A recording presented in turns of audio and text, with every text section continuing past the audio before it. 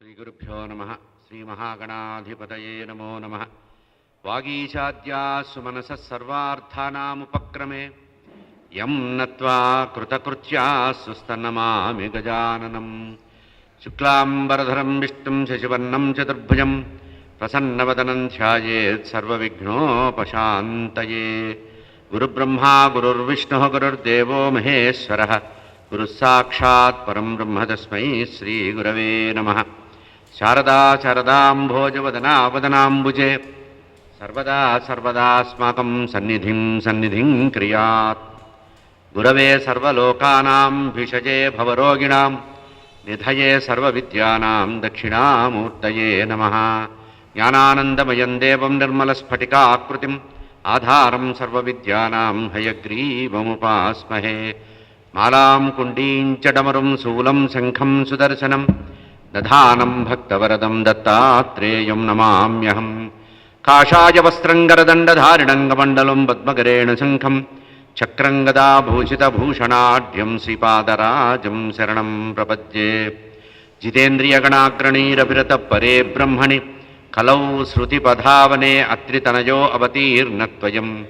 करात्तसुखमण्डलः कुमतखण्डने दण्डभृत् परप्रणतवत्सलो जयति वासुदेवो गुरुः।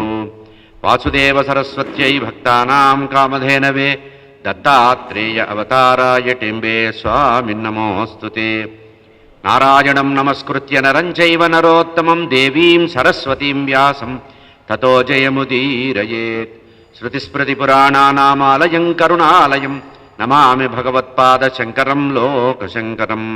सदात्मध्याननिरतं विषयेभ्यः पराङ्मुखं नौमि शास्त्रेषु निष्णातं चन्द्रशेखरभारती। विवेकिनं महाप्रज्ञं धैर्यौदार्यक्षमानिधिं सदाभिनवपूर्वन्तं विद्यातीर्थगुरुं भजे। अज्ञानां जाह्नवीतीर्थं विद्यातीर्थं विवेकिनां सर्वेषां सुखदं तीर्थं भारतीतीर्थमाश्रये। विद्याविनयसम्पन्नं वीतरागं विवेकिनं वन्दे वेदान्ततत्त्वज्ञं विधुशेखरभारती। सर्वचैतन्यरूपां ताम् आद्यां विद्यां च धीमहि बुद्धिं या नः प्रचोदयात्। सभाये नमः। आलिङ्ग्य देवीं हरिताङ्गयष्टिं परस्पराश्लिष्टकटिप्रदेशं सन्ध्यारुणां पाशशृणीवहन्तं भयापहं शक्तिगणेशमीडे। దక్షిణాంనాయ శృంగేరి ఉభయ జగద్గురువుల యొక్క పరిపూర్ణ అనుగ్రహ ఆశీస్సులతో భాగ్యనగరంలో నల్లకుంటలో వేంచేసి ఉన్నటువంటి శంకర మఠంలో శక్తి గణపతి నవరాత్రుల సందర్భంగా జరుగుతున్నటువంటి నవరాత్రి మహోత్సవాలలో 9 రోజులు గణేష వైభవ ప్రవచనాలు జరుగుతున్నాయి. అందులో 5వ రోజులో ప్రవేశించాం. ఈరోజు దూర్వాష్టమి అనేటువంటి విశేషమైనటువంటి మహాపర్వం. ఈ 9 రోజుల్లో మంచి పట్టుగల పర్వదినము ఈ దూర్వాష్టమి అంటారు. అష్టమి రోజున గణపతికి దూర్వాంకురాలతో 1,00,000 దూర్వాంకురాలతో అభిషేకం చేసి పూజించేటువంటి సమయం. దూర్వము త్రిమూర్త్యాత్మక స్వరూపం, త్రిఫలకారకం అన్నారు. త్రివిధ ఫలాలు. దూర్వేతి స్మరణాత్ పాపం త్రివిధం నిలయం రజేత్ తస్మృతౌ సర్వతే దేవో యతః సోపి గజాననః. ఈ దూర్వము అనేటువంటిది సమర్పించడం వల్ల పరమాత్మకి పరిపూర్ణమైనటువంటి తృప్తి కలుగుతుందట. వజ్రవైడూర్యాలు, బంగారము, ధనకనక వస్తువాహనాలు ఇచ్చినా కూడా తృప్తి పడనటువంటి గణేశుడు దూర్వాంకురాల వల్ల తృప్తి పొందుతాడు. నిన్నటి రోజున దానికి సంబంధించి దూర్వ ఉపాఖ్యానాన్ని తెలుసుకున్నాం. ఈరోజు చవితికి సంబంధించినటువంటి శుద్ధ చవితి, కృష్ణ చవితి అంటే మాసంలో వచ్చేటువంటి శుక్లపక్షంలో కృష్ణపక్షంలో వచ్చేటువంటి చతుర్థి తిథికి సంబంధించిన విశేషాలకు సంబంధించిన పూర్వ కథని తెలుసుకోవడానికి ప్రయత్నం చేద్దాం. ముద్గల పురాణాంతర్గతమైనటువంటి కథ ఇది. మనం బ్రహ్మవివర్త పురాణము, శివపురాణము, స్కాంద పురాణము, ఆ తర్వాత గణేష పురాణంలో ఉండేటువంటి కథలు తెలుసుకున్నాం. ముద్గల పురాణము అనేటువంటి పురాణం నుంచి ఈ కథను తెలుసుకుందాం. ఈ కథ ఈరోజు నేను చెప్పేటువంటి కథ శూరసేన ఇంద్ర సంవాదం. శూరసేన మహారాజు ఇంద్రుడిని అడిగితే ఇంద్రుడు చెప్తున్నటువంటి కథ. కుతూహలంతో అడుగుతున్నటువంటి ఆ శూరసేన మహారాజు యొక్క ప్రశ్నకి సమాధానం చెప్పడానికి ప్రయత్నం చేస్తున్నారు ఇంద్రుడు. ఒక్కొక్క విషయాన్ని అడుగుతూ ఉంటే ఒక్కొక్క సమాధానం చెప్పడం అనేటువంటి సందర్భాన్ని మనం చూడవచ్చు. ఇది మనకి ముద్గల పురాణం. ఇతర కల్పమే, కల్పం గురించి వివరాలు లేవు ఇక్కడ.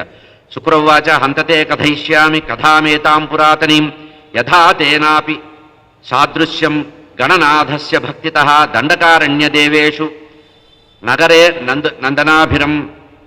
కైవర్తక దేశంలో కైవర్తకము అనేటువంటి ప్రదేశానికి సంబంధించినటువంటి విషయం చెప్తున్నారు. ఇది మనకి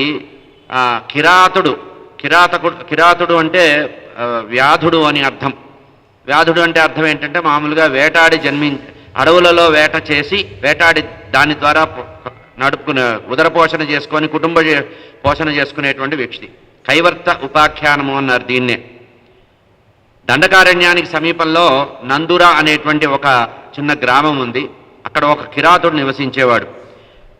చాలా దుర్మార్గుడు. అతన్ని కైవర్తకుడు అన్నారు. అంటే కిరాత వంశంలో జన్మించాడు కనుక కైవర్తకుడు అన్నారు. అతను చాలా దుర్లక్షణాలకి నిలయమైనటువంటి వాడు. ఎందుకంటే చేసేది హింస, వేటాడడం, జంతువుల్ని సంహరించడం, దారి దోపిడీలు చేయడం, అడవి మార్గంలో ఎవరైనా వస్తుంటే వాళ్ళని సంహరించి లేదా వాళ్ళని దండించి బెదిరించి వాళ్ళ దగ్గర ఉన్న సమస్త వస్తువుల్ని కూడా తస్కరించేటువంటి తస్కరుడు. వాడిని కైవర్తకుడు అని చెప్పారు వ్యాస భగవానుడు. మోసం చేయడమే వాడి యొక్క ప్రధాన ధర్మం. అంటే దారి కాసి మాయమాటలు చెప్పి దారి తప్పించి, అరణ్యంలో దారి తప్పించి వేరే మార్గంలో నుంచి పంపించి అక్కడ వాళ్ళని దోచుకోవడం అనేది అతని యొక్క ఉద్దేశం. చాలా స్త్రీలోలత్వం ఉంది. అనుకోకుండా అహంకారం బాగా పెరిగింది. ప్రతిరోజు కూడా మద్యమాంసాల్ని స్వీకరించడం వల్ల స్త్రీలోలుడై చాలా అజ్ఞానంతో తిరుగుతున్నాడు. పర్వత ప్రాంతాలలో గుహల్లో తిరుగుతూ ఉన్నాడు. ఇట్లా బాటసారులందరినీ అడవి మార్గంలో ఉండేటువంటి ఎవరైతే బాటసారులు ఉంటారో, ఎందుకంటే రవాణా సౌకర్యాలు ఈ రోజుల్లాగా లేవు కనుక ఎప్పుడైనా గ్రామాలు కానీ ఊర్లు కానీ నగరాలు కానీ దాటి వెళ్ళాలంటే అరణ్యాలు దాటి వెళ్లాల్సి వచ్చేది. ఆ అరణ్య పర్వత ప్రాంతాలలో అస్త్రశస్త్రాలు ధరించి వృక్షాల కొమ్మ మీద దాక్కుంటూ పోయేటువంటి బాటసారుల మీద దూకి వాళ్ళ దగ్గర వస్తువులన్నీ కూడా అపహరించి ఆ రకంగా జీవించేవాడు. ఇట్లా ఉంటూ ఉంటే ఒకరోజు అరణ్యంలో 8 యోజనాల దూరంకి నడిచాట. 8 యోజనాలు 8 మైళ్ళు అంటే ఒక యోజనం అంటే 8 మైళ్ళు. ఆ రకంగా తరుముకుంటూ వెళుతున్నట్ట. ఒక లేడి కనపడింది. వేటాడదామని చెప్పి ధనస్సు, ఖడ్గము, బాణాలు పట్టుకొని ఆ లేడిని వెంటాడుతున్నాడు దాన్ని దొరికించుకోవాలని. ఆ రోజు ఆహారంగా ఆ లేడిని నిర్ణయించుకొని బయలుదేరుతున్నాడు. చాలా దూరం వెళ్ళిన తర్వాత దారిలో రాయి తగిలి కాలికి దెబ్బ తగిలింది. అదేవిధంగా కుంటుకుంటూనే తిరిగి ప్రయాణం చేస్తున్నాడు. అక్కడ కొంచెం దూరం వెళ్ళిన తర్వాత దప్పికైంది, కాలికి దెబ్బ తగిలింది, రక్తం అంతా స్రవిస్తోంది. ఈ రక్తం కడుక్కొని, ఎందుకంటే ఎప్పుడైనా దెబ్బ తగిలినప్పుడు వెంటనే నోరు ఎండిపోతుంది. ఆ నోరు ఎండిపోవడం వల్ల జలం తాగాలనే ఉద్దేశంతో కళ్ళు తిరిగినట్టుగా అయినాయి. మార్గమధ్యంలో గణేశ తీర్థం అనేటువంటి ఒక చిన్న తీర్థం ఉంది, గుండం. ఆ గుండం దగ్గరికి వెళ్ళి ఆ నీళ్లు తాగడానికి వెళ్ళాడు. అదృష్టం కొద్దీ అక్కడ ముద్గల మహర్షి కనపడ్డాడు. ఈ ముద్గల పురాణం అని ఎందుకు పేరు వచ్చిందంటే ముద్గలుడు అనేటువంటి గణేశ ఉపాసకుడు. ఆయన గణపతిని పూజించి గణపతిలాగా తయారయ్యాట. ఆయన్ని ముద్గల మహర్షి అంటారు. మౌద్గల్య గోత్రం అని ఉంది, ఒక గోత్రం కూడా ఉంది ఈయన పేరు మీద. ఈ ముద్గల మహర్షి దగ్గరికి చేరడం జరిగింది. తీరా వెళ్ళేటప్పటికీ ఆ గణేశ తీర్థం దగ్గర ముద్గలుడు అనేటువంటి మహర్షి గణేశ మహామంత్రాన్ని జపిస్తూ కూర్చున్నట్ట. చాలాసేపు అట్లాగే ధ్యానంలో కూర్చున్నాడు. ఈ వచ్చిన కిరాతకుడేమో ఆ ముద్గల మహర్షి దగ్గర ఏదో సొమ్ములు ఉంటాయి, జోలలో ఏదో సంచిలో ఏదో వస్తువులు ఉన్నాయి, దాన్ని దోచుకుందామని, అతను ధ్యానంలో ఉన్నాడు కనుక అతను ధ్యాన భంగం చేయకూడదని కొంచెం సేపు అట్లాగే కూర్చున్నట్ట. అతని యొక్క ధ్యానం పూర్తి ఎప్పుడైతే అప్పుడు పట్టుకుందామని ఆయన గణపతి మహామంత్రాన్ని మహామంత్రాన్ని జపిస్తూ కూర్చున్నాడు. కొంచెం సేపు అయిన తర్వాత ఆ ముద్గల మహర్షి కొంచెం కదిలేటప్పటికీ ఇతనికి మెళుకు వచ్చిందంటే ధ్యానంలో ఉన్నాడనే విషయం గమనించకుండా తన వరలో ఉండేటువంటి ఖడ్గాన్ని బయటికి తీశాడు. ఆ ముద్గల మహర్షి దగ్గరికి వెళ్ళి చెట్టు కింద ఆయన జపం చేసుకుంటున్నాడు. ఆ గణేశ తీర్థం దగ్గర వెళ్ళాడు. అయ్యా మహానుభావ, నువ్వెవరో నాకు తెలియదు.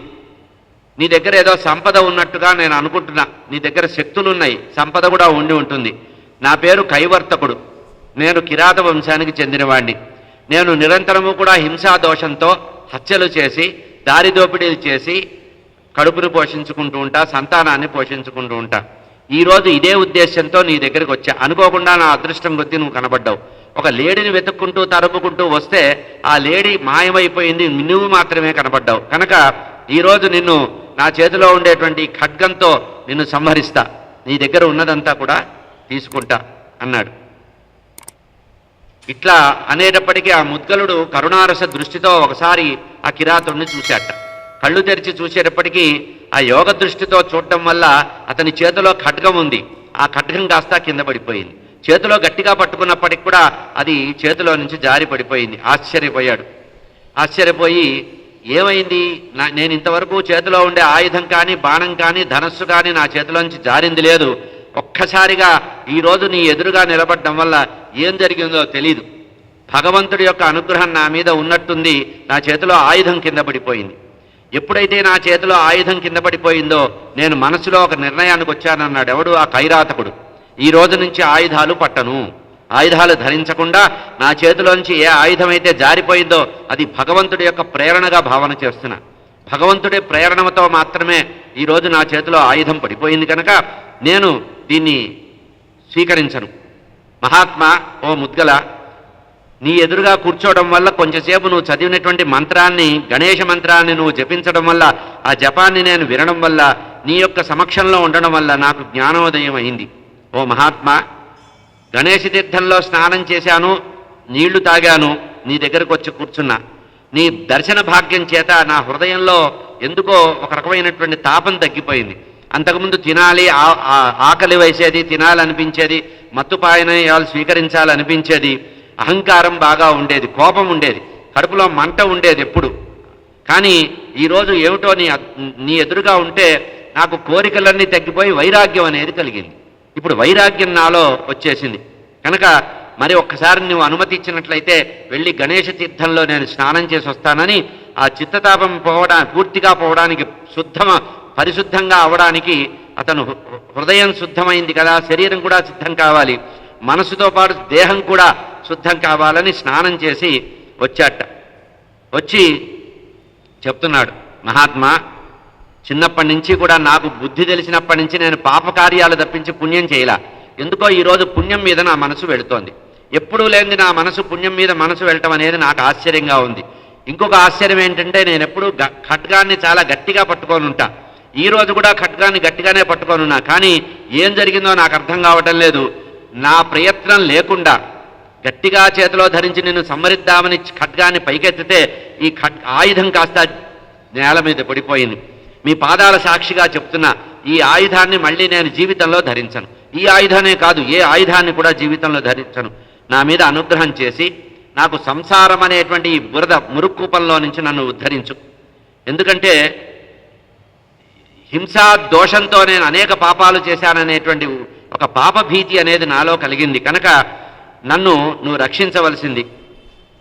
ఏ విధంగా అయితే చింతామణి తగిలితే లోహము, ఇనుము కూడా బంగారంగా అయిపోతుందో అట్లా మీ యొక్క సమీపంలో ఉండడం వల్ల, మీ సాన్నిధ్యం వల్ల నాకు ఈ అదృష్టం కలిగిందని సాష్టాంగ నమస్కారం చేశాడు ముద్గల మహర్షికి ఆ కైరావతుడు. ముని పాదాల మీద ఎప్పుడైతే పడి పాదాలను స్పృశించాడో సూరసేన మహారాజుకు ఇంద్రుడు చెప్తున్నాడండి ఈ కథ. ఏం జరిగిందో అర్థం కాలేదు. అతని యొక్క హృదయ పరివర్తన చూశాడు. పాపం ముద్గల మహర్షి భగవంతుడి ఉపాసనలో ఉన్నవాడికి ఇతరుల మీద దయ ఎక్కువ ఉంటుంది. నిన్న చెప్పాను, ఎవరైతే యథార్థమైన భక్తి ఉంటుందో వారి యొక్క హృదయం చాలా ద్రవస్థితిగా ఉంటుంది. హృదయం స్పందించే గుణం ఉన్న వాళ్ళకే భగవంతుడు భక్తినిస్తాడు. ఈ ముద్గల మహర్షి పరమ క్రూరంగా, కిరాతకంగా కనబడ్డటువంటి ఆ కిరాతుడిని చూసినప్పటికి కూడా అతను ఎప్పుడైతే కరుణాదృష్టి పశ్చాత్తాపంతో ఉన్నాడో అతని మీద కరుణ ఏర్పడింది. వీణు నేను ఉద్ధరిస్తాను అనుకున్నాడు. ముద్గల మహర్షి అనుకుంటున్నాడు, నిన్ను నేను ఉద్ధరించదలిచాను నాయన, నీ ప్రార్థన అంగీకరిస్తున్నా. ఏమన్నావు? నేను ఆయుధం పట్టను, హింసని చెయ్యను, హింసా దోషం అనే దానికి నేను దగ్గరికి వెళ్ళనన్నావు గనక నీ హృదయ పరివర్తన నాకు నచ్చింది, నేను ఉద్ధరించాలనుకుంటున్నా.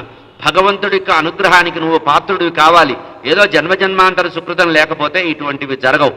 కనుక శాస్త్రంలో చెప్పినటువంటి పాప పరిహార ప్రయత్నాలన్నీ చేయడానికి నీకు అధికారం లేదు.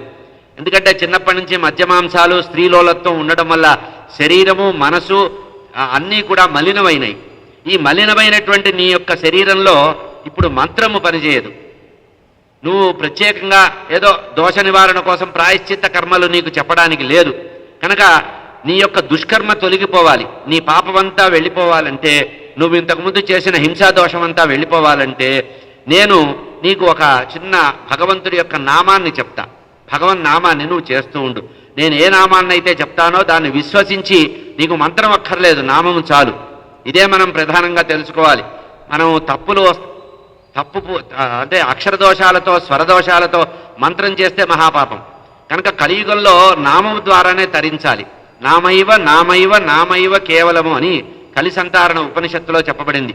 కలియుగంలో మంత్రాల జోలికి వెళ్లకుండా భగవన్ నామాన్నే చేయాలి. అందుకనే శృంగేరి జగద్గురువులు నిరంతరము కూడా భగవన్నామం చేయమని చెప్పి సూచన చేశారు. అందుకనే ఒక సంవత్సరం పాటు మన అందరి చేత కూడా శివనామము రామనామాన్ని రాయించారు. కోటి శివరామనామాల్ని రాయించి అక్కడ శృంగేరి క్షేత్రంలో తోరణ గణపతి పక్కన ఒక దేవాలయం కట్టి, నామదేవాలయం, భగవంతుడి యొక్క నామానికి సంబంధించిన దేవాలయాన్ని నిర్మించి మనమందరం రాసినటువంటి మన స్వదస్తూరితో రాసిన శివనామము రామనామానికి సంబంధించిన పత్రాలని అందులో నిక్షిప్తం చేశారు. ఎందుకిది? కలియుగంలో నామమే. భవసాగరాన్ని దాటాలంటే నామము అనేటువంటి నావ ద్వారా తరించాలి. ఇక్కడ ముద్గల మహర్షి కూడా చెప్తున్నారు, ఆ కైరాతకుడికి చెప్తున్నారు, నాయనా నీ దుష్కరమైనటువంటి పాపాలన్నీ పోవాలంటే నీకు ఒక నామాన్ని చెప్తా, అది గణపతి నామం. ఈ నామం నువ్వు జపం చేసినట్లయితే నీకు భగవంతుడి యొక్క అనుగ్రహం కలుగుతుంది. అదృష్టం ఉంటే భగవత్ సాక్షాత్కారం కూడా కలుగుతుంది. ఈ అదృష్టానికి నువ్వు పాత్రుడు కావాలి అనేటప్పటికీ ఆ కైవర్తకుడు ఆర్తితో ఉన్నాడు. హృదయం బాగా పరివర్తన చెందింది, రోధిస్తున్నాడు, కళ్ళ వెంట నీళ్లు వస్తున్నాయి, ఆనంద బాష్పాలు వస్తున్నాయి. వెంటనే ఆ ముద్గల మహాముని యొక్క కాళ్ళు రెండు గట్టిగా పట్టుకొని, మహర్షి నీ యొక్క అనుగ్రహం వల్ల నేను తరించాలనుకుంటున్నాను.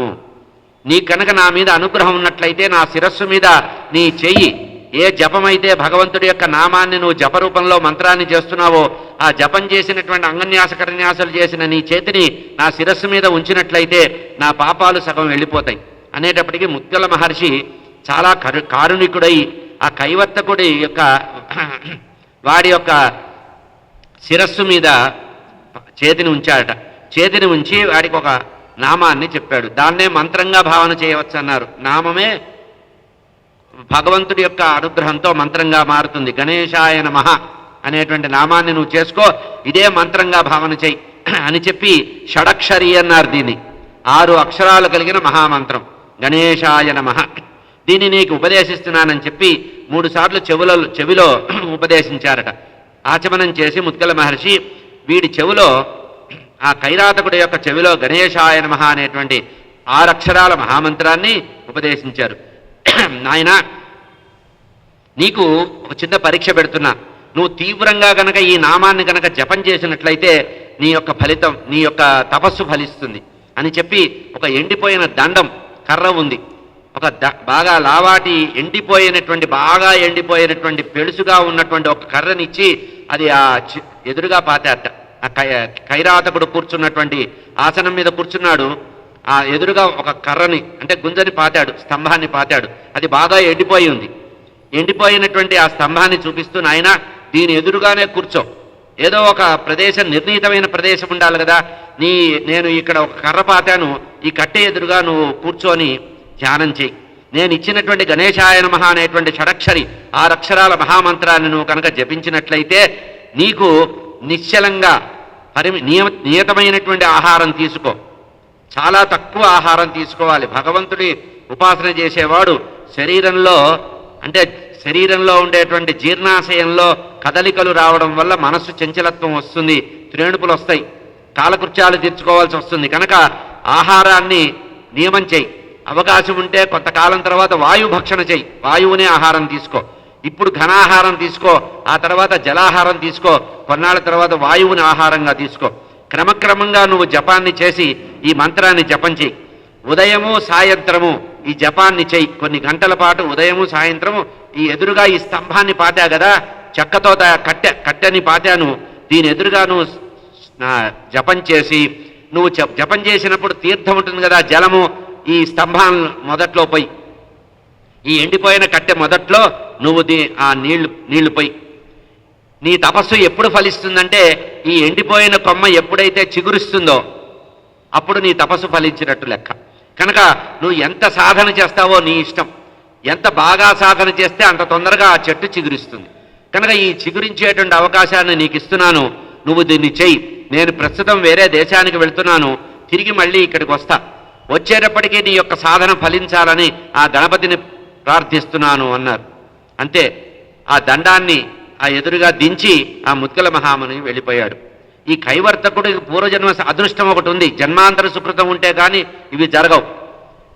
ముద్గల మహర్షి ఇచ్చినటువంటి గణేశాయ నమః అనేటువంటి మంత్రాన్ని జపిస్తూ నామరూపంలో జపిస్తూ చూస్తున్నాడు. రోజు ఉదయం సాయంత్రము కొన్ని గంటల పాటు జపం చేసి, ఆ జపం చేసినప్పుడు వచ్చిన జలం, తీర్థం ఏదైతే ఉందో అది ఆ కొమ్మ మొదట్లో వేస్తున్నాడు. ఎండిపోయిన దండం, అది కొమ్మ కూడా అంటానికి లేదు, లాఠీకర్ర లాంటిది అనమాట, బాగా గట్టిగా ఎండిపోయి ఉన్నటువంటిది, దాని మొదట్లో వేస్తున్నాడు.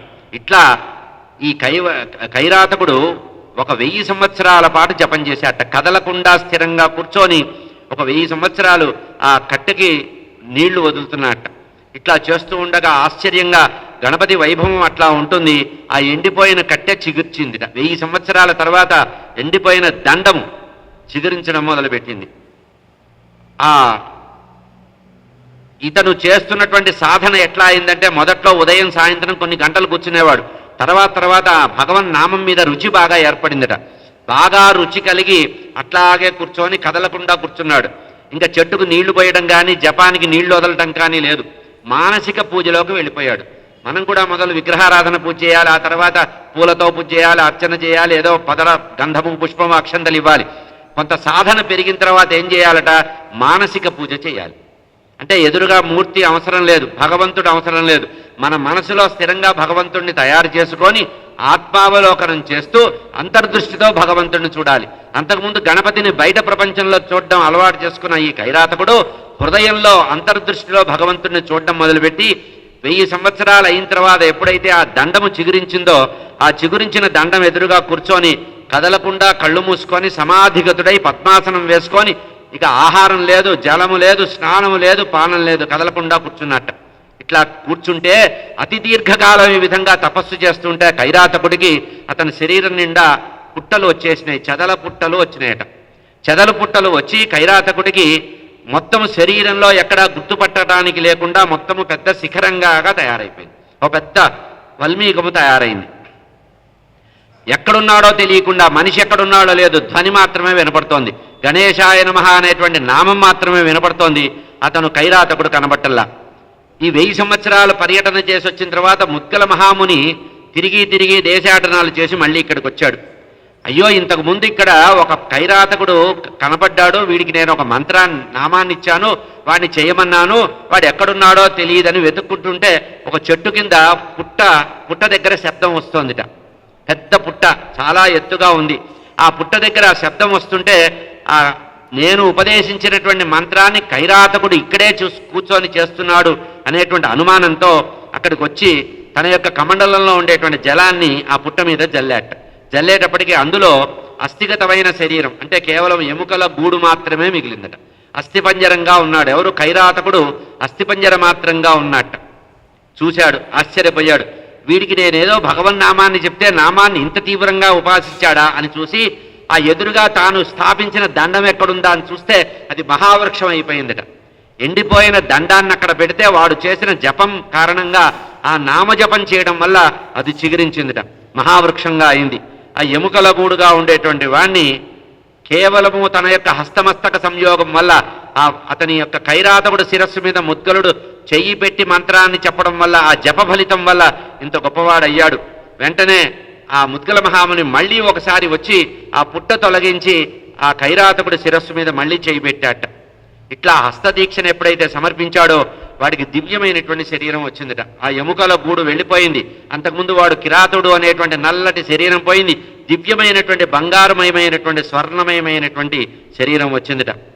వాడు అప్పుడు దీర్ఘ తపస్సు చేయడం వల్ల, ఆ గణేశ నామాన్ని జపించడం వల్ల, షడక్షరిగా 6 అక్షరాలతో కూడిన గణేశ నామాన్ని చేయడం వల్ల వైనాయక సారూప్యాన్ని పొందేటవాడు.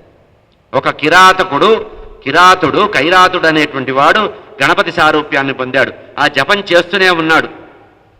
ఎదురుగా వచ్చిన వ్యక్తి ముద్గలుడు అనే విషయాన్ని మర్చిపోయాడు. సమాధిలో ఉన్నాడు. నెత్తి మీద చేయి పెట్టే శరీరంలో దేహం మారింది కానీ, దేహకాంతి మారింది కానీ అతను ఏమాత్రం గుర్తుపట్టలా. అప్పుడు ఈ ముద్గల మహర్షి అతన్ని తట్టి లేపాట, కదిలించి కొంచెం జరిపి లేపాడు. నాయనా, నీ తపస్సు చాలా గొప్పదిరా, తీవ్రమైన తపస్సు చేశావు కనుక అని వెంటనే ఆ కైరాతకుడిని ఏం చేశాట, ముద్గల మహాముని తనలో లయం చేసుకున్నట్ట. అంటే ముద్గల మహాముని అంటే ఇందాక చెప్పాను, ఆయన సాక్షాత్తు గణపతి రూపాన్ని వచ్చేశాడు. మనం ఏ భగవంతుడిని మనం ఉపాసిస్తామో ఆ భగవంతుడి యొక్క ఆవాహన మన మీద జరుగుతుంది. అందుకనే లలితాదేవిని ఉపాసిస్తే లలితాదేవిలాగా తయారవుతారట. పురుషులైనా స్త్రీలైనా కూడా అంత కోమలమైన చిత్తం వస్తుందట. అట్లాగే రుద్రుణ్ణి పూజిస్తే నా రుద్రో రుద్రమర్చేయత్, రుద్రభావం కలుగుతుంది అతనిలో. హనుమత్ స్వామిని ఉపాసిస్తే హనుమత్ చైతన్యం కలుగుతుంది. అమ్మవారిని ఉపాసిస్తే అమ్మవారి యొక్క లావణ్యం అంతా కూడా మనలో కలుగుతుంది. అట్లాగే ఇతన్ని ఏం చేశారట, తనలో లయం చేసుకున్నాడు. ముద్గల మహాముని ఆ కైరాతకుణ్ణి అనుగ్రహ దృష్టితో చూశాడు. మునికి సాక్షాత్గా నమస్కారం చేసిన తర్వాత ఆ లయం, అతనిలో ఉండే తేజస్సును లయం చేసుకున్నాడు. శారీరకంగా అతన్ని మళ్ళీ బయటికి తెచ్చాట. పుత్రవాత్సల్యంతో ఆ కైరాతకుణ్ణి దగ్గరికి తీసుకున్నాట ముద్గల మహాముని. అప్పుడు ఆయన, నీకేదో ఒక నామాన్ని, భగవంతుడి నామాన్ని అవలీలగా సాధారణ భావనతో అందరికీ చేసినట్టు నీకు కూడా ఉపదేశం చేశాను, కానీ నువ్వు గట్టిగా పట్టుకున్నావు. ఇప్పుడు తరగతిలో ఉపాధ్యాయుడు కూడా 100 మందికో 50 మందికో పాఠం చెప్తే అందులో 2 ముగ్గురో చాలా పెద్ద ఉన్నతమైన పదవికి వెళ్తారు. కానీ గురువుగారు అందరికీ ఒకే పాఠం చెప్తాడు. కానీ అందుకోగలిగిన వాడికి, శక్తి ఉన్నవాడికి, అదృష్టం ఉన్నవాడికి, పూర్వజన్మ సుకృతం ఉన్నవాడికి ఇట్లా వస్తుంది. ఏదో మామూలుగా కైరాతకుడు అడిగాడు కదా, వాడు కాళ్ళ మీద పడ్డాడు, వాడి హింసా దోషం పోతోంది, వాడిని పవిత్రీకరించాలని నామం చెప్తే ఆ నామం ద్వారా వాడు అద్భుతమైన శక్తిని సంపాదించాడు. నాయనా, నేను ఈ రోజు నుంచి నీకు తండ్రితో సమానం, పుత్రవాత్సల్యం కలుగుతోంది నాకు కనుక ఈ రోజు నుంచి ఓ కిరాత, నేను ముద్గల మహాముని చెప్తున్నాడండి. అంటే ఒక స్థాయికి వెళ్ళిన తర్వాత ఇవేవి ఉండవు, అందరూ ఒకటే అనేటువంటి భావం వస్తుంది. అవధూత స్థితి అన్నమాట. అది మనలాంటి వాళ్ళు దాన్ని ప్రయోగించే ఉపయోగం లేదు. మనం ఏమి చేయకుండా అన్నీ ఒకటే అంటాం. ఆ స్థాయికి వెళ్ళిన వాళ్ళకి అవధూత అంటే లోకధర్మ తిరస్కారం. లోకధర్మ తిరస్కారం ఎప్పుడు కలుగుతుందంటే తన శరీరమే తంది కాదు అనుకున్న వాడికి వస్తుంది. ఈ శరీరం మనది, భూషణాలు మనవి, ఆస్తిపాస్తులు మనవి, ఈ ఇల్లు పెళ్ళాం పిల్లలందరూ మనవా అనుకున్న వాళ్ళకి ఇటువంటి వైరాగ్యం రాదు. అటువంటి వాడికి అందరూ ఒకటేనే భావం రాదు. సర్వభూత సమదృష్టి ఎవడికి వస్తుందంటే లోకధర్మ తిరస్కారం వచ్చిన వాడికి వస్తుంది. ఈ లోకధర్మాల్లో అంటే మనకుండే ధర్మాలన్నీ పాటిస్తూ నిత్యనైమిత్తికంగా జీవించేవాళ్ళు, ఆకలి దప్పులు, రోషాలు, అహంకారము, ఈర్ష్యాద్వేషాలు, ఆనంద విషాదాలు ఉన్నవాడికి, ద్వంద్వాలని జయించని వాడికి లోకధర్మ తిరస్కారం రాదు. ఎవడైతే లోకధర్మాన్ని తిరస్కరిస్తాడో వాడు అవధూత. ఇక్కడ ముద్గల మహాముని అవధూత లక్షణం. అయినా నువ్వు నా కుమారుడిగా భావిస్తున్నాను కనుక ఒక తండ్రి తన కుమారుడికి ఏ సంస్కారాలు చేస్తాడో ఆ సంస్కారాలన్నీ నీకు చేస్తాను అని చెప్పి ఉపదేశించాట. అప్పుడు ఎప్పుడైతే అతనికి సంస్కారాలన్నీ ఉపదేశించాడో కైరాతకుడికి వాడి భ్రూమధ్యంలో నుదుటి నుంచి ఒక పెద్ద సుండము, పెద్దగా ఒక తొండంలాగా ఒకటి వచ్చిందట వాడి నుదుటిలో నుంచి. ఎవడికి? కైరాతకుడికి, కైవర్తకుడికి. అప్పుడు ఏం చేశాడట, ఆ పిల్లవాడికి పేరు పెట్టాడు. నా కుమారుడు అన్నాడుగా, జన్మ సంస్కారాలు అన్నీ చేశాడు, పిల్లవాడికి నామకరణం చేశాడు. అతని పేరే భృశుండు. భృశుండు అంటే భ్రూకుటిలో, అంటే భృగు అంటే ఇది నుదుటు నుంచి ఒక ఇది బయటికి వచ్చింది కనుక అతని పేరు భృశుండు అనేటువంటి పేరు వచ్చింది.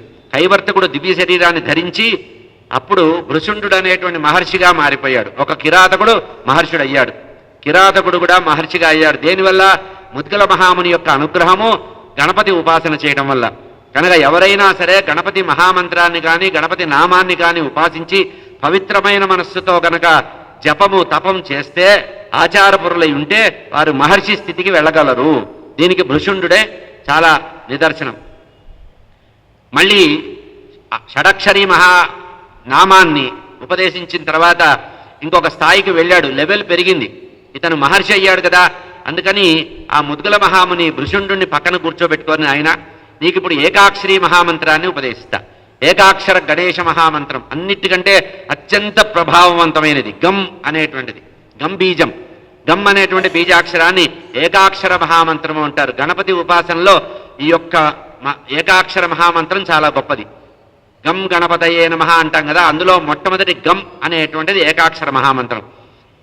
నా కుమారుడుగా భావించి నీకు ఏకాక్షర మహామంత్రాన్ని ఉపదేశిస్తానని మంచి రోజు చూసుకొని అతని చెవిలో ఉపాసన మంత్రాన్ని ఉపదేశించాడు. ఇంతకుముందు నామం ఇచ్చాడు, ఇప్పుడు మంత్రాన్ని ఇచ్చాడు. లెవెల్ పెరిగిందనమాట, స్థాయి పెరిగింది.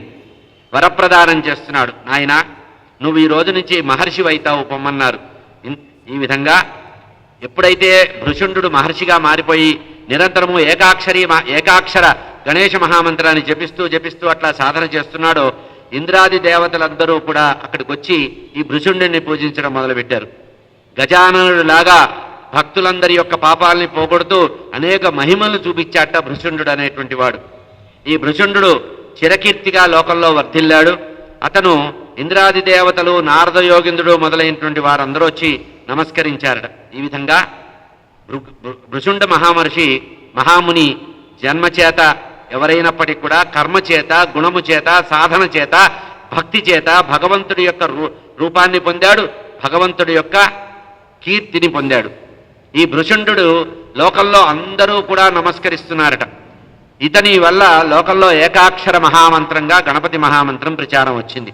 కనుక గణపతి యొక్క ఏకాక్షర మహామంత్రాన్ని ఎవరైతే జపిస్తూ ఉంటారో వాళ్ళందరికీ కూడా ఋషిగా ఈ భృశుండుని చెప్పుకుంటారు. ప్రతి మంత్రానికి ఒక ఋషి ఉంటాడు కదా, అట్లా అతను వెంటనే ఈ మంత్రానికి అధిష్టాన దేవత ఒకరు కావాలని ఏకాక్షర గణపతి యొక్క విగ్రహాన్ని స్థాపించి దేవాలయం నిర్మించాట భృశుండు.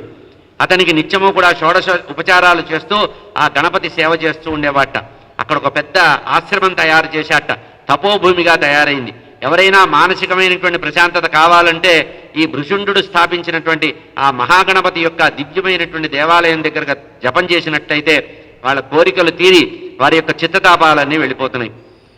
ఈ ఆశ్రమం దగ్గరే సమస్తమైనటువంటి జంతువులు కూడా అనురాగంతో, పరస్పర విరోధం కలిగిన జంతువులు కూడా అనురాగంగా క్రూర మృగాలు, సాధు మృగాలు కలిసి తిరిగేవట. కారణం ఆ గణపతి యొక్క మహిమ. ఈ విధంగా 100 దివ్య సంవత్సరాలు సుదీర్ఘమైన తపస్సు చేశాడు భృశుండ మహాముని. మళ్ళీ దేవాలయం కట్టినప్పుడు మొట్టమొదట 1000 సంవత్సరాలు, తర్వాత 100 సంవత్సరాలు, మళ్ళీ ఒక 100 సంవత్సరాలు సుదీర్ఘమైన తపస్సు చేశాడు భృశుండ మహర్షి. వినాయకుడి యొక్క దివ్యమైనటువంటి అనుగ్రహాన్ని పొంది ఆ మహాగణపతి యొక్క దివ్య దర్శనాన్ని చేశాడండి. భృశుండు మహామునికి సాక్షాత్తు గణేశలోకం నుంచి గణపతి వచ్చి దర్శనమిచ్చారు. దర్శనమిచ్చి అంటున్నారు, నాయనా భృశుండి, నువ్వు ఎప్పుడూ కూడా నా రూపాన్నే పొందుతావు. నన్ను జపించడం వల్ల, నన్ను ఉపాసించడం వల్ల నా రూపం నీకు వస్తోంది. నీ తపస్సు సిద్ధించింది, కృతకృత్యుడు అయ్యావు. కనుక ఈ క్షేత్రము నీ పేరు మీద ప్రసిద్ధం అవుతుంది. భృశుండ క్షేత్రం అని దీన్ని అంటారు. దీన్ని నామల క్షేత్రం అనేటువంటి పేరుతో కూడా పిలుస్తారు. నువ్వు సాయుధ్యాన్ని పొంది నా లోకానికి చేరిపోతావు. ఇక్కడ ఎవరైతే దీర్ఘకాలం అనుష్ఠానం చేస్తారో వారు నా యొక్క పరిపూర్ణ అనుగ్రహం పొందుతారు. ఎవరికైతే సంతానం కలగదో ఆ సంతానం లేని వారందరూ కూడా ఈ క్షేత్రంలో, నామల అనేటువంటి క్షేత్రంలో నువ్వు స్థాపించినటువంటి భృశుండి గణపతిని ఎవరైతే ఉపాసిస్తారో వారికి పుత్ర సంతానం కలుగుతుంది. కలిగిన సంతానము విద్యా, జ్ఞానము, వైరాగ్యము, భోగము, ఐశ్వర్యము, దీర్ఘాయుష్యు కలిగి ఉంటుంది అని చెప్పి ఈ విధంగా ఇంద్రుడు సూరసేన మహారాజుకు చెప్పినటువంటి కథ ఈ భృశుండి ఉపాఖ్యానం. వ్యాసమహాముని దీనికి సంబంధించినటువంటి కథని చెప్తున్నారు. అంటే వ్యాసుడు రచించినట్టే ముద్గల పురాణాన్ని చెప్పవచ్చు. ఎందుకంటే ముద్గల మహామునే రచించాడంటారు, కానీ దానికి పూర్వంలో వ్యాసముని ప్రసక్తుడిగా వచ్చింది కనుక వ్యాస భగవానుడే రచించినట్టు అనుకోవాలి. సూరసేనుడు ఇంద్రుడిని అడుగుతున్నాడు మళ్ళీ కథ. అయ్యా, మీరు చెప్పినటువంటి కథామృతము, భృశుండి యొక్క కథ, ముద్గల మహాముని యొక్క కథ నాకు చాలా ఆనందం కలిగింది. చతుర్ముఖుడైనటువంటి బ్రహ్మగారు ఇంద్రుడికి గతంలో ఒక కథ చెప్పారని విన్నాము. ఆ కథ మాకు చెప్పండి అంటే, ఆ పూర్వకాలంలో ఇంద్రుడు ఒకనొక సందర్భంలో ఆకాశ మార్గంలో వెళుతుంటే అతని యొక్క దివ్య విమానము ఎటు వెళ్ళిపోకుండా అట్లాగే ఉండిపోయిందిట. పైకి వెళ్ళటం లేదు, కిందకి రావటం లేదు, అట్లాగే ఉండిపోయిందిట. ఎందుకు జరిగిందంటే దానికి సంబంధించిన కథ కూడా చెప్తున్నారు. సూరసేన మహారాజుకి చెప్తున్నారు. సంకష్ట చతుర్థి అనేటువంటి ఒక వ్రతం ఉంది నాయన. ఆ వ్రతాన్ని ఆచరించినట్లయితే ఎవరైనా సరే దీన్ని ఆచరించవచ్చు.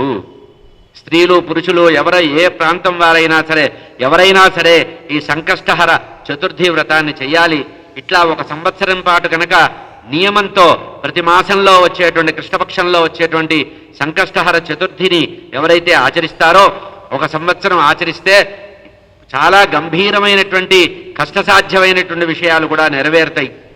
ఇట్లా దేవేంద్రుడు 1 సంవత్సరం వ్రతం చేస్తే నిలిచిపోయినటువంటి అతని యొక్క విమానము, దివ్య విమానం మళ్ళీ కదిలిందయ్యా.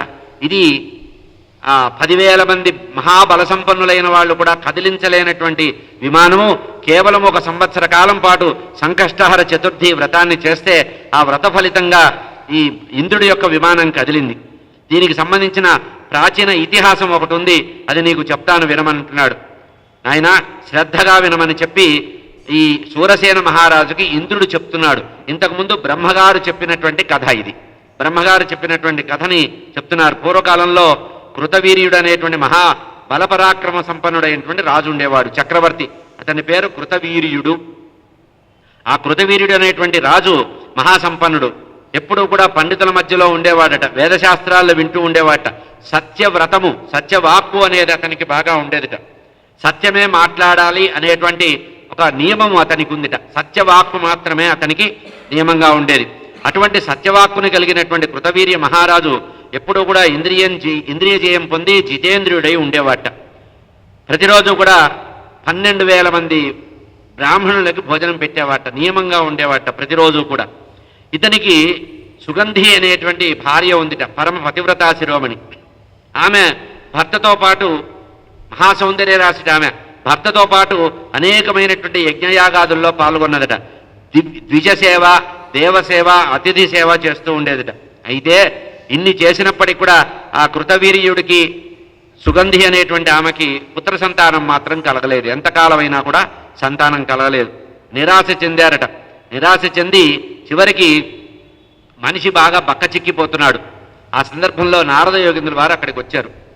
ఇతని దగ్గరికి వచ్చి, నాయనా కృతవీర్య, ఏమిటి బాధపడుతున్నావు అని అడిగాట. అతను అంతకుముందు ఏం చేశాట, మంత్రులను పిలిచాట. అయ్యా, నాకు సంతానం లేదు, చాలా కష్టంగా ఉంది, నేను తపస్సు చేసుకోవడానికి భార్యతో వెళ్తున్నాను, నా రాజ్యాన్ని మీరు జాగ్రత్తగా పరిపాలించి ప్రజల్ని సుఖపెట్టండి అని అడవులకు వచ్చాట. ఈ అడవికి వస్తే నారద యోగేంద్రుల వారు అక్కడికి వచ్చారు. ఈ ఎవరైతే ఈ కృతవీర్యుడు బాధపడుతున్నాడో బాగా ఉపవాసాలు చేస్తూ శల్యమైపోయాట, ఎముకల గూడులాగా మిగిలాట. అతను నారద యోగేంద్రుల వారిని చూసి నమస్కరించి, నారద యోగేంద్ర, ఎక్కడి నుంచి వస్తున్నావంటే, ఆయన మీ తండ్రిని చూడ్డానికి వచ్చానయ్యా, పితృలోకానికి వెళ్ళాను. పితృలోకానికి వెళ్తే మీ తండ్రి కనపడ్డాడు. మీ తండ్రిని చూసి వస్తున్నా. నీకు సంతానం లేనందుకు అతను నీ ఆరాటాన్నంతా కూడా ఆయన గ్రహించాడు. అంటే దేవతలు, పితృదేవతలు మన యొక్క కష్టాలని గమనించాలి. పితృదేవతల ఆరాధన ఎందుకు చేయాలంటే పైన ఉన్నప్పటికీ కూడా మన గురించి ఆలోచిస్తారు. కృతవీర్యుడి యొక్క తండ్రిట పితృలోకంలో బాధపడుతున్నట్ట. ఒకరోజు బాధపడుతుంటే ఆ సమయానికి నారద యోగేంద్రుల వారు అక్కడికి వెళ్ళారట. ఏమయ్యా, ఏంటి బాధపడుతున్నా అంటే, మా అబ్బాయి భూమి మీద సంతానం లేక బాధపడుతున్నాడు, పాపం రాజ్యాన్ని వదిలిపెట్టాడు, సుఖాలు భోగాలు అన్ని వదిలిపెట్టాడు, అడవిలో వెళుతున్నాడు, ఇప్పుడు ఎక్కడికి వెళ్ళాడో నాకు తెలియదు. నారద యోగేంద్ర, నా పిల్లవాడు కనుక కనబడితే వాడికి నేను చెప్పిన మాట చెప్పు అని చెప్పాడు.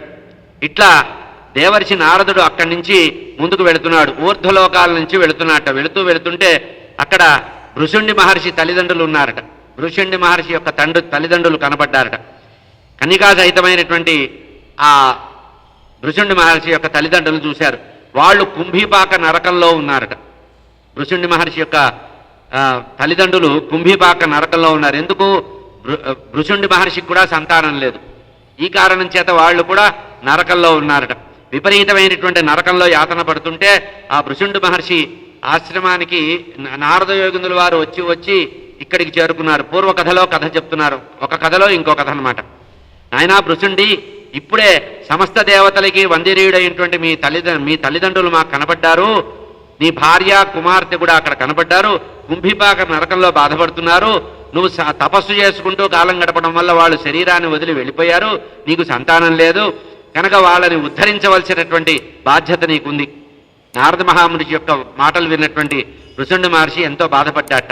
ఏం చేయాలో అర్థం కాలేదని సమాధి నిష్టలో ఏకాగ్ర చిత్తంలో గణేష పరమాత్మ యొక్క విగ్రహం ఎదురుగా, తాను నిర్మించిన దేవాలయం ఉంది కదా, ఎదురుగా కూర్చొని తనకి కలిగిన తన పితృదేవతలకి తల్లిదండ్రులకు కలిగిన కష్టము, వాళ్ళు నరకంలో ఉన్నటువంటి పడుతున్నటువంటి బాధలు తెలుసుకొని దాని పరిష్కారాన్ని తెలుసుకోమని అడిగాట.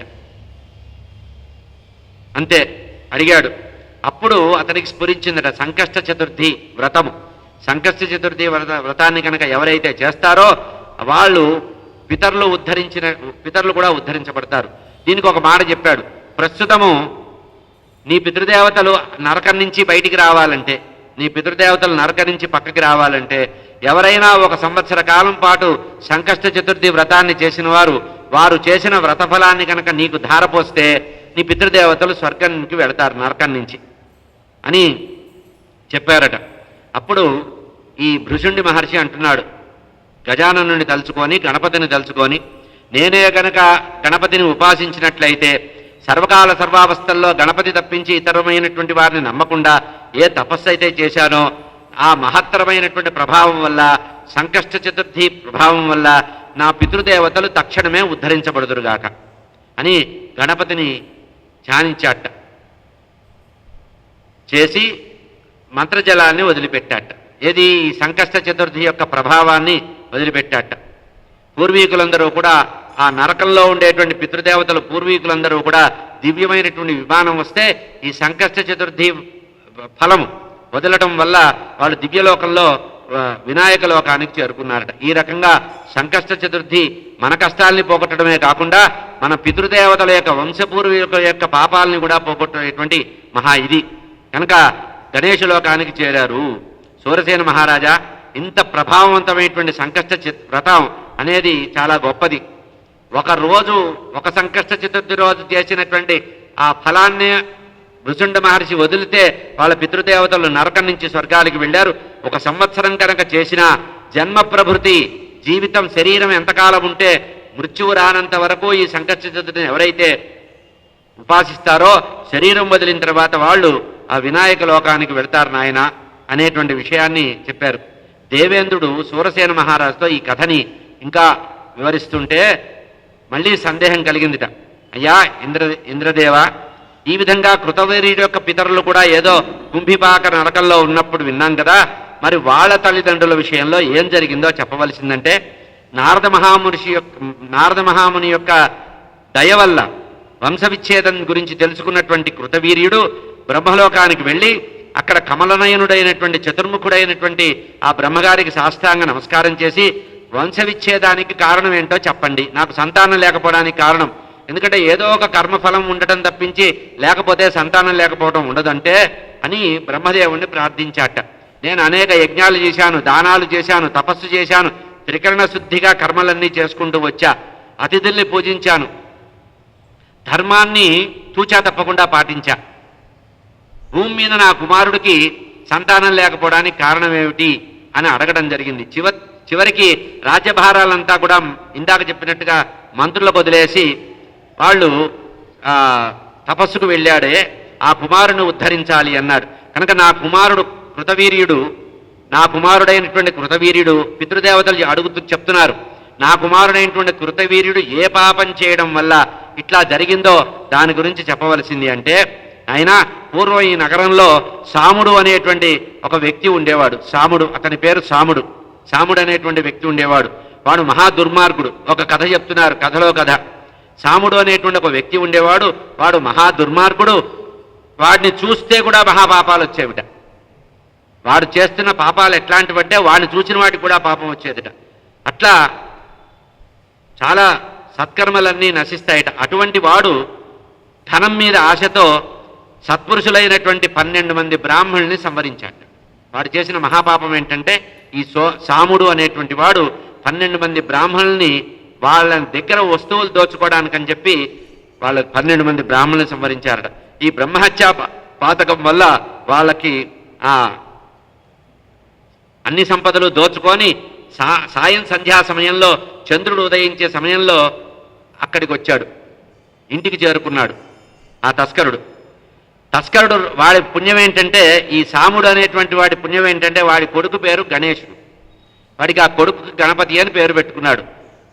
చాలా సొమ్ములు మోసుకొచ్చాడు కదా, 12 మందిని సంవరించి సొమ్ములన్నీ మోసుకొచ్చాడు కదా, ఆ కుమారుణ్ణి పిలిచి ఆ వస్తువులన్నీ ఇద్దామని చెప్పి కుమారుణ్ణి పిలిచాట, గణేశ గణేశ గణేశ అని.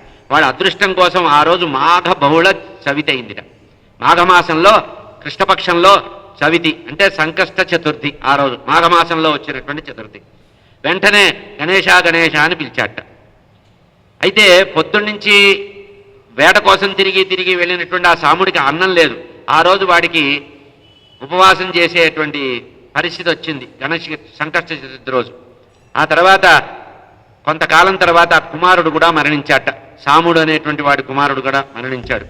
అట్లా మాఘబహుళ చవితి రోజు చంద్రోదయ సమయంలో అన్యాపదేశంగా ఈ సాముడు అనేటువంటి వాడు మాఘమాసంలో బహుళపక్షంలో చవితి రోజున సంకష్ట చతుర్థి రోజున అనుకోకుండా కొడుకుని పిలిచినట్టుగా అన్యాపదేశంగా అన్నం దొరకనందుకు ఉపవాసం ఉండడం, కొడుకుని పిలవడానికి గణేశ స్మరణ చేయడం, ఈ రెండూ చేయడం వల్ల ఉదయమంతా ఉపవాసం చేసి ఇంటికి వచ్చి ఆ తర్వాత సంకష్ట చతుర్థి సమయంలో అంటే చంద్రోదయ సమయంలో ఆ ఆహారం ప్రసాద రూపంలో ఆహారం తీసుకోవడం వల్ల వాడు శరీరం వదిలిన తర్వాత వినాయక లోకానికి వెళ్ళాట, వినాయక లోకానికి చేరాడన్నారు.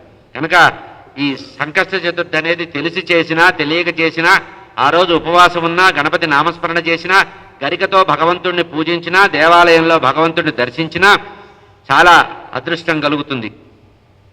కృతవీర్యుడు విషయంలో పై జన్మలో నీ కుమారుడుగా జన్మిస్తాడు. ఈ కృతవీర్యుడికి ఈ సాముడు అనేవాడు సంకష్ట చతుర్థి రోజున ఉపవాసం ఉండటం వల్ల ఆ ఫలం వల్ల పై జన్మలో నీ కుమారుడికి కుమారుడుగా పుడతాడు అని చెప్తున్నారు. కృతవీర్యుడు తండ్రికి చెప్పినటువంటి కథ. కనుక పూర్వజన్మకృతమైనటువంటి పాపమంతా నశించి పుత్ర సంతతి కలుగుతుంది. పాప ప్రక్షాళన అయితే పితృదోషం తొలగితే గాని సంతానం రాదు. కార్తవీర్యుడి తండ్రి ఈ కథనంతా విని భయపడిపోయి అతిహేయమైనటువంటి బ్రహ్మహత్యా పాతకం చేశాడు ఆ పూర్వజన్మలో నా కొడుకు. అంటే ఇప్పుడు కృతవీర్యుడిగా ఉన్నవాడు గత జన్మలో బ్రాహ్మణ హత్య చేశాడు 12 మంది బ్రాహ్మణులు.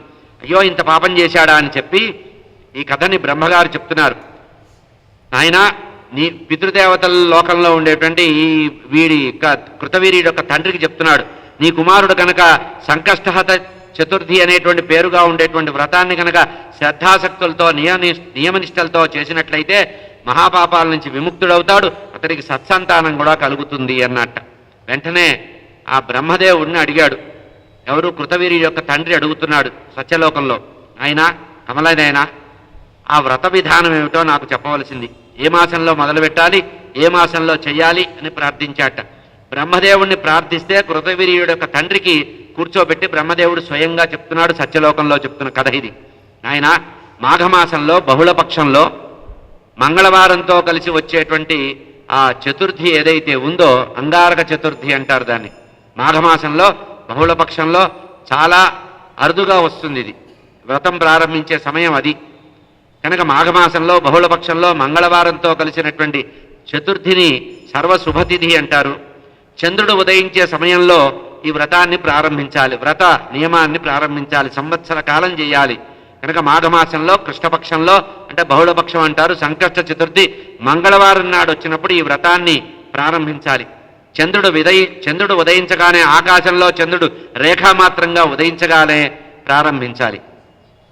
కనుక అంటే పౌర్ణమి తర్వాత వెళ్ళిపోయిన తర్వాత వచ్చేటువంటి ఆలస్యంగా వస్తుంది చంద్రుడు, ఆలస్యంగా చంద్ర దర్శనం జరుగుతుంది కనుక అప్పుడు ప్రారంభించాలి. సంకష్ట చతుర్థి మంగళవారం వచ్చిన రోజున మాఘమాసంలో బహుళపక్షంలో బ్రాహ్మీ ముహూర్తంలో లేచి దంతధావన చేసుకొని కాలకృత్యాలన్నీ చేసుకొని నిత్యము తాను చేయవలసినటువంటి సమస్తమైనటువంటి కార్యాలు చేసి ఆ తర్వాత ఆ రోజంతా కూడా సూర్యాస్తమయం అయ్యే వరకు కూడా గణేశ మహామంత్రాన్ని జపిస్తూ కూర్చోవాలి. సూర్యాస్తమయం ఎప్పుడవుతుందా అని చూడాలి. ఉదయం అంతా కూడా ఏ ఆహారం తీసుకోకూడదు, తాంబూలం వేసుకోకూడదు, మౌనంగా ఉండాలి, ఎవరితో మాట్లాడకూడదు, కేవలము భగవన్నామమే చేయాలి, గణేశ మహామంత్రాన్ని మాత్రమే. ఇక ఆ రోజు చేసేటువంటి దానం కానీ పూజా విధానం కానీ పిసినారితనం లేకుండా, పిశునత్వం విహీన అన్నారు, విహీనత్వం అన్నారు. అంటే పిశునత్వం అంటే పిసినారితనం, అంటే ధనం ఉండి కూడా లోపం చేస్తూ భగవద్ ఆరాధన సరిగ్గా చేయకపోవడం. పిసినారితనం లేకుండా, ఎటువంటి ద్రోహ చింతన లేకుండా, ఎవరి మనసు ఇబ్బంది పెట్టకుండా, ఎవరిని ద్వేషించకుండా దూషించకుండా మౌనంగా ఉంటూ నియమపూర్వకంగా సూర్యాస్తమయం వరకు గడపాలి, నిరాహారంగా సూర్యాస్తమయం వరకు గడపాలి. ఆ తర్వాత సాయంకాలం తెల్ల నువ్వులు ఉసిరి పొడి కలిపినటువంటి చూర్ణం చేసి దాన్ని ఒంటికి రాసుకొని స్నానం చేయాలి. ఇది ఆ మాఘమాసంలో చేయవలసినటువంటి సంకష్ట చతుర్థి స్నానం. తెల్ల నువ్వులు దానికి ఉసిరికాయ రెండు కలిపి దంచి పేస్ట్ లాగా తయారు చేసి అది ఒంటికి పూసుకొని అది నలుగులాగా వేసుకొని తర్వాత స్నానం చేయాలట. చేసి ఏకాక్షరీ మహామంత్రం, గణపతికి సంబంధించిన ఏకాక్షర మహామంత్రాన్ని, ఆ తర్వాత షడక్షరి గణేశాయ నమః అనేటువంటి దాన్ని, ఏకాక్షరిని షడాక్షరిని రెండింటినీ కూడా వైదిక మంత్రపూర్వకంగా అంటే అధర్వణ శీర్షంలో చెప్పినటువంటి అధర్వణ మహామంత్రాన్ని చేస్తూ ఆ గణపతి యొక్క వేద సూక్తాల్ని చదువుతూ గణపతి సూక్తాన్ని కూడా చదువుతూ గణపతిని ఉపాసన చేయాలి. సూర్యాస్తమయం అయిపోయి చంద్ర దర్శనం జరగడానికి నక్షత్రాలు ముందు కనబడతాయి, ఆ తర్వాత చంద్రుడి దర్శనం కలుగుతుంది. షోడశ ఉపచారాలు గణపతికి చేయాలి. గణపతికి నివేదనలు సమర్పించాలి. ప్రధానంగా మోదకాలు, ఉండ్రాళ్ళు భగవంతుడికి సమర్పించాలి. చక్కటి మధురమైనటువంటి పండ్లు, అరిసెలు, జంతికలు, పాయసం కూడా తయారు చేసి పెట్టాలట. షడ్రసోపేతమైనటువంటి అనేక పదార్థాలు, చిత్రాన్నము, పులిహోరతో కూడా కలిపి గణేశుడికి నైవేద్యం పెట్టాలట. ఆ తర్వాత నైవేద్యం పెట్టడానికి ముందు 21 దూర్వాంకురాల్ని తీసుకోవాలి.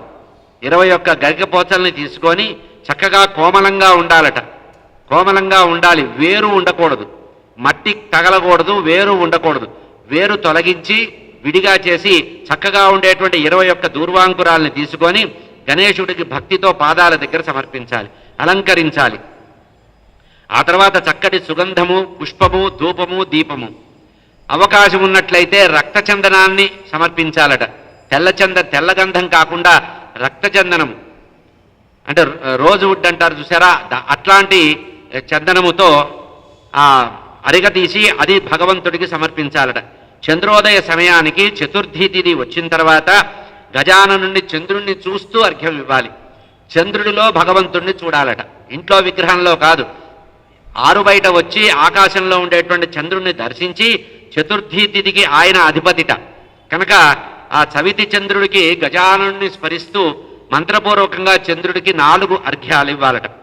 ఈ విధంగా అర్ఘ్యం ఇచ్చి వచ్చి మళ్ళీ దేవుడి దగ్గర కూర్చొని అంతకుముందు కలశంలో ఏ గణపతినైతే ఆవాహన చేశామో ఆ గణపతి ఎదురుగా కూర్చొని వ్రత కథనంతా కూడా భావన చేస్తూ సంకీర్తన చేస్తూ భగవంతుడికి మళ్ళీ అర్ఘ్యం సమర్పించిన తర్వాత మహానివేదన సమర్పించి క్షమాపణ వేడుకొని ఏదైనా తెలియక దోషం జరిగితే ఆ దోషం ద్వారా వచ్చినటువంటి కష్టాలన్నీ పోవాలని చెప్పి ఆ గణపతికి ఉపాసన చేయాలట. మౌనంగా భోజనం చేయాలి. ఎప్పుడు చంద్రోదయం అయిన తర్వాత అర్ఘ్యం ఇచ్చి ఆ రోజు మొత్తం ఉపవాసం చేయమని లేదు. కొన్ని ప్రాంతాల్లో ఆ రోజంతా ఉపవాసం చేసి మర్నాడు భోజనం చేస్తారు. కానీ మనకి ముద్గల పురాణంలో చెప్పినటువంటి ప్రసక్తి ఏమిటంటే చంద్రోదయం అయిన తర్వాత స్నానము చేసి మళ్ళీ అర్ఘ్యం ఇచ్చి కల్పంలో చెప్పినట్టుగా పూజ చేసి కథ విని చంద్రుడికి 4 రకాల అర్ఘ్యాలు ఇవ్వాలి. ఈ అర్ఘ్యంలో వాడవలసినటువంటి పదార్థాలు రాగి పాత్ర తీసుకోవాలట, రాగి చెంబు తీసుకొని దానిలో గంధము వేయాలట. గంధము వేసి ఆ తర్వాత పెరుగు వేయాలి, తర్వాత అక్షతలు వేయాలి, గరికను వేయాలి, గరికపోచలు కూడా వేసి ఆ తర్వాత అంటే దీంట్లో ఉండవలసిన వస్తువులు పుష్పము, గంధము, జలము, పెరుగు, గరిక, అక్షతలు, ఇన్ని రకాల పదార్థాలు వేసి ఆ రాగి పాత్రలో ఉండేటువంటి జలాన్ని తీసుకొని 4 మంత్రాలతో 4 రకాల తర్పణాలు ఇవ్వాలి. అర్ఘ్యం ఇవ్వడం సమర్పం. ఈ వ్రతంలో ప్రధానంగా చెప్పబడింది గణపతికి అర్ఘ్యం ఇవ్వడం. ఇట్లా అర్ఘ్యం ఇచ్చిన తర్వాత భోజనం చేసి మౌనంగా భోజనం చేయాలట. భోజనం చేసిన తర్వాత మళ్ళీ ఆ రాత్రంతా కూడా జాగరణ చేయాలట. సంకష్ట చతుర్థి మంగళవారం నాడు వచ్చినటువంటి మాఘమాసంలో బహుళపక్షంలో వచ్చినటువంటి మంగళవారంతో కూడినటువంటి చతుర్థిని అంగారక చతుర్థి అంటారు. ఆ రోజున ఈ రకంగా ఉదయం అంతా కూడా భగవంతుడి నామాన్ని చేస్తూ వ్రతం చేసిన తర్వాత భోజనం చేసి ప్రసాద రూపకంగా రాత్రంతా కూడా నిద్రపోకుండా సంకీర్తన చేయాలట. గణపతి సంకీర్తన చేయాలి. ఇట్లా 1 సంవత్సర కాలం వినయపూర్వకంగా ఎవరైతే వ్రతాన్ని ఆచరిస్తారో వారి యొక్క సర్వ విధమైనటువంటి పాపాలు తాపాలు పోతాయట. పుత్ర సంతానం కలగడమే కాకుండా ఆ కలిగిన పుత్రుడు అందమైన వాడు, ఆరోగ్యవంతుడు, దీర్ఘాయుష్మంతుడు, మేధాశక్తి గలవాడు, మహాసంపన్నుడైతాట. ఇంతేకాకుండా ఏ కోరికలతో ఈ వ్రతాన్ని మనం చేస్తామో ఆ కోరికలన్నీ కూడా సంకల్పమాత్రం చేత తీరుతాయట. సర్వసంకటాలు తీరడానికి ఉండేటువంటి ఈ చతుర్థిని సంకష్టహర చతుర్థి అంటారు. మన వాళ్ళు తెలియక సంకట చతుర్థి అంటారు. అంటే సంకటాలు రావడానికి కోరుకున్న చతుర్థిలాగా ఉంటుంది. మన ఉచ్చారణే తప్పు. సంకష్టహర కష్టాల్ని హరించాలి అని చెప్పాలట సంకష్టహర చతుర్థి. దీనివల్ల సంతానం కావాలన్న వాళ్ళు సంకటాలు కష్టాలు పోవాలన్నాళ్ళు కష్టాలు, శత్రుపీడలు పోవాలంటే శత్రుపీడలు, ఈ అన్నీ కూడా వెళతాయట. అయితే ఈ వ్రతం చేయడానికి ఉత్తమమైనటువంటి ప్రదేశం చెప్తున్నారు. ఇళ్లలో కానీ దేవాలయాల్లో కానీ చేయడం పద్ధతి. అయితే శ్రేష్టం ఏంటంటే శమీవృక్షం, జమ్మి చెట్టు కింద కూర్చొని కనుక ఈ వ్రతం చేస్తే అతి శీఘ్రంగా ఫలం వస్తుందట. అంటే వేగంగా ఇన్స్టెంట్ రిజల్ట్ రావాలంటే వేగంగా కనుక, మనకి తత్కాల్ స్కీమే కదా, కలియుగంలో అందరూ కోరుకునేది వేగంగా కావాలనుకుంటారు కనుక ఈ శమీవృక్షము కనుక ఎవరైతే జమ్మి చెట్టు కింద మొదట్లో కూర్చొని కనుక చేసినట్లయితే ఉపవాస దీక్షతో రోజంతా జపం చేసి చంద్రోదయం అయిన తర్వాత నియమనిష్టలతో బ్రహ్మచర్య వ్రతంతో కనుక ఇది ఆచరిస్తారో వారికి చాలా ఉపయోగాలు ఉన్నాయన్నారు. ఇంక సంతానం కలిగిన వాళ్ళు కూడా, పుట్టుగుడ్డి వాళ్ళు కానీ, మూగవాళ్ళు కానీ, చెవిటివారు కానీ, ఇతరత్రమైనటువంటి మానసికమైనటువంటి శారీరకమైన వైకల్యాలు ఉన్నవాళ్ళు కూడా పోవడానికి ఈ సంకష్టహర చతుర్థి చాలా ఉపయోగపడుతుంది. సకల అభీష్టాల్ని కలిగించేది. రాజులు కనుక ఈ వ్రతం చేస్తే శత్రువుల నుంచి జయం పొందుతారట.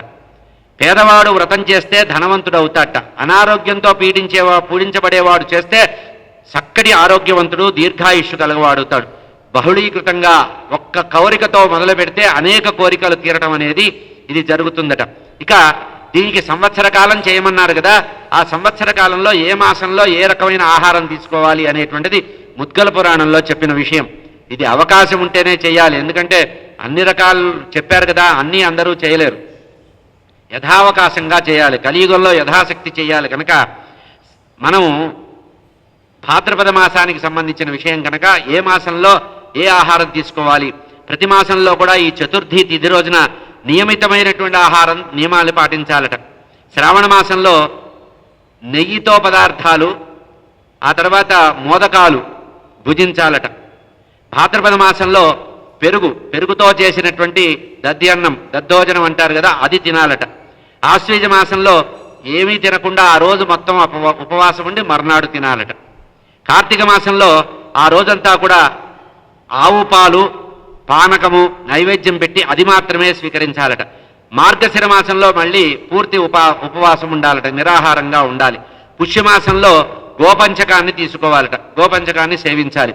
మాఘమాసంలో నువ్వులతో వండినటువంటి పదార్థాలు తినాలి. తెల్ల నువ్వులతో వండినటువంటి పదార్థాలు, నువ్వుల అన్నము, నువ్వుల లడ్డూలు, నువ్వులతో చేసిన పదార్థాలు తినాలట. ఫాల్గుణ మాసంలో పంచదారతో చేసినది, నెయ్యితో చేసినటువంటి మధుర పదార్థాలు, పిండి వంటలు తినాలట. చైత్రమాసంలో మళ్ళీ పంచగవ్య ప్రాసన చేయాలట. వైశాఖ మాసంలో కమలాల మధ్యలో ఉండేటువంటి గింజలు ఉంటాయి కదా, ఆ గింజలలో ఉండే పప్పును తినాలట. కమల పుష్పంలో లోపల ఉండేటువంటి పప్పుని అది మాత్రమే తినాలట ఆ రోజు. పుష్కర బీజ భోజనము అన్నారు దాన్ని.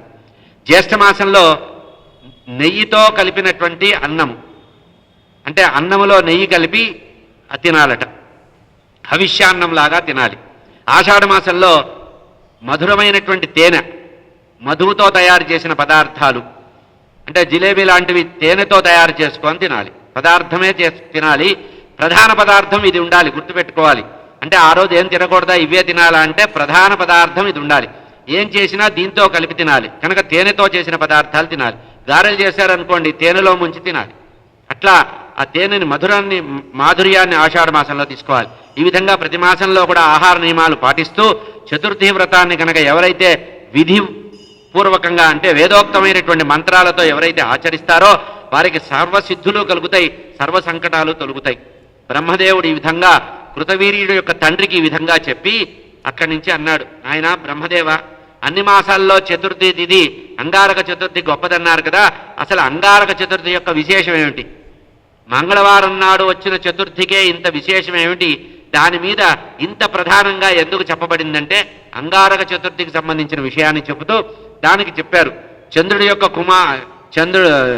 భూమి యొక్క కుమారుడు అంగారకుడు జన్మించాడు. అతను మంగళవారం నాడు జన్మించడం వల్ల జరిగిందని దానికి సంబంధించిన పూర్వ కథని చెప్పారు. సంగ్రహంగా చెప్పి వివరాలు రేపు చెప్తా.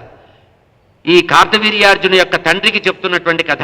అయ్యా, అంగారక చతుర్థి చాలా గొప్పది, అంటే మంగళవారం నాడు కనుక బహుళ చతుర్థి వస్తే అది అంగారక చతుర్థి అంటారు. బ్రహ్మదేవుడు చెప్తున్నాడు, ఈ మహిమ చాలా గొప్పది నాయన. పూర్వకాలంలో భరద్వాజుడు అనేటువంటి ఒక మహాముని ఉండేవాడు. భరద్వాజుడు అనేటువంటి మహాముని ఉండేవాడు. అతను చాలా గొప్ప ఋషి. యమనియమాల్ని బాగా ఆచరించేవాడు. వేదాంగాల్ని బాగా చదివాడు. తత్వ విచారం కూడా చేశాడు. అనేక మంది, వేల మంది శిష్యులు ఉండేవాళ్ళట. శిష్యగణం బాగా ఉండేవాళ్ళు. అట్లా ఉంటూ ఉండగా నిరతాగ్ని హోత్రుడైనటువంటి, నిరతాన్నదాత నిరతాగ్నిహోత్రుడైనటువంటి భరద్వాజ మహర్షి అనుకోకుండా ఒకానొక సందర్భంలో నదీ తీరంలో అనుష్ఠానంలో ఉన్నట్ట, ధ్యానం చేసుకుంటున్నాడు. నదీ తీరంలో, నర్మదా నదీ తీరం అన్నారు దీన్ని.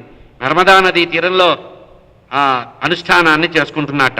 అదే సమయంలో ఒక మహాసౌందర్యవతి అయినటువంటి అప్సరస అక్కడికి వచ్చిందట. ఆ అప్సరసని చూశాడు.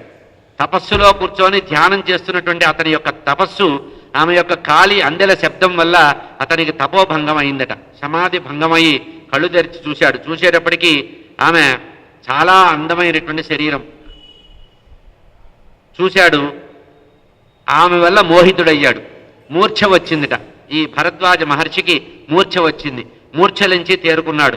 చూసేటప్పటికి అతని శరీరంలో తేజస్సు నేల మీద పడింది. ఆ తేజస్సు ఎట్లా పడిందట, భూమిలో ఒక చిన్న గొరియ అంటే రంధ్రం ఉందట భూమికి. ఆ రంధ్రంలో ఈ భరద్వాజ మహర్షి యొక్క తేజస్సు పడిందట. అది భూదేవి స్వీకరించిందట. అందులో నుంచి మందార పుష్పం లాంటి ఎర్రటి రంగు కలిగినటువంటి ఒక శిశువు జన్మించాట. ఆ తేజస్సు, భరద్వాజ మహర్షి యొక్క తేజస్సు వల్ల ఆ భూమి యొక్క రంధ్రములో నుంచి బయటకు వచ్చాట. ఆ పిల్లవాడు ఎట్లా ఉన్నట్ట, జపాకుసుమ పద్ధతిలో ఉన్నట్ట. జపాకుసుమ అంటే మందార పువ్వు, ఎర్రటి మందార పువ్వులాగా ఉన్నట్ట. ఆ పిల్లవాడిని భరద్వాజ మహర్షి అక్కడి నుంచి తపస్సు చేసుకొని వెళ్ళిపోయాడు. తన తేజస్సు పతనమైన విషయం కూడా ఆయనకి పెద్దగా గుర్తులేదు. అట్లా భూదేవి ఏం చేసిందట, ఆ పిల్లవాడిని 7 సంవత్సరాలు పెంచిందట. 7 సంవత్సరాల పాటు ఆ పిల్లవాడిని చాలా గారాభంగా పెంచి అతని విద్యావంతుడిని చేసిందట. అతని శరీరం ఎట్లా ఉందిట, ఎర్రటి తామర పువ్వులాగా ఉందిట. మంగళవారం నాడు పుట్టాడు, ఎర్రటి శరీరంట. చూశాడు. 7 సంవత్సరాల తర్వాత పిల్లవాడు తల్లిని అడిగాట, భూదేవిని అడిగాట, అమ్మా నా తండ్రి ఎవరు, ఏ కారణం చేత శరీరం అంతా ఎర్రగా ఉట్టింది, ఈ శరీరం ఎర్రగా ఉండడానికి కారణం ఏంటని 7 సంవత్సరాల వయసులో ఉండేటువంటి పిల్లవాడు చెప్పాట. ఇంతకీ మా తండ్రి ఎవరో చూపించమంటే, నాయనా భరద్వాజ మహాముని మీ తండ్రి ఆయన అని చెప్పి, అతని యొక్క తేజస్సు వల్ల నువ్వు జన్మించావని చెప్పి అతని దగ్గరికి తీసుకెళ్ళిందట. భూదేవి వెళ్ళి భరద్వాజ మహర్షి దగ్గరికి వెళ్ళి, ఆ ఆశ్రమం దగ్గరికి వెళ్ళి ఆయన్ని ప్రార్థించి, స్వామి మీ తేజస్సు వల్ల జన్మించిన పిల్లవాడు, ఈ పిల్లవాడు పుట్టుకతోనే ఈ రంగులోనే ఉన్నాడు అని చెప్పి ఇతన్ని నువ్వు పెంచుకోవలసిందని చెప్పి ఆ భరద్వాజ మహాముని అప్పజించేసి భూదేవి వెళ్ళిపోయిందట. ఆ కారణంగా అతనికి తన కుమారుడుగా తీసుకొని ఆ పిల్లవాడిని దగ్గర తీసుకునేటప్పటికీ ఆనందం కలిగిందట భరద్వాజ మహామునికి. అతన్ని దగ్గరికి తీసుకున్నాడు. గారాభంగా పెంచడం మొదలుపెట్టాడు. 7వ సంవత్సరం వచ్చింది కనుక, గర్భాష్టమం కనుక అతనికి ఉపనయన సంస్కారం చేశాట. ఉపనయన సంస్కారం చేసి అతనికి గణేష మహామంత్రాన్ని ఉపదేశించాట. ఎవరు, భరద్వాజ మహాముని గణేష మహామంత్రాన్ని ఉపదేశించాడు. నాయన శ్రద్ధాభక్తితో భక్తజన సులభుడు, భక్తజన వల్లభుడు అయినటువంటి గణపతిని కనుక నువ్వు అనుష్ఠించినట్లయితే ఆ మహాగణపతికి నీ మీద చాలా ఆనందం కలుగుతుంది.